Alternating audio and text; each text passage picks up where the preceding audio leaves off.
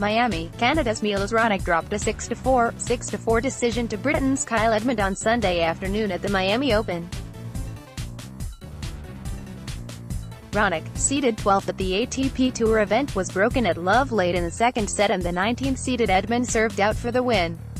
Raonic, from Thornhill, ONT, needed treatment for a back issue early in the second set and his movement appeared labored at times.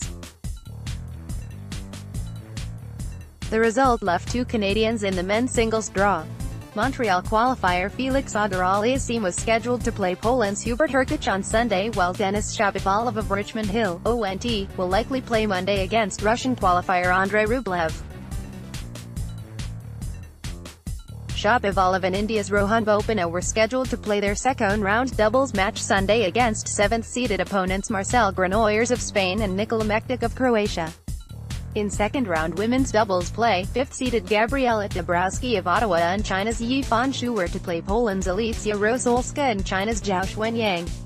Bianca Andreescu of Mississauga, ONT, had the day off after reaching the fourth round in singles play a day earlier.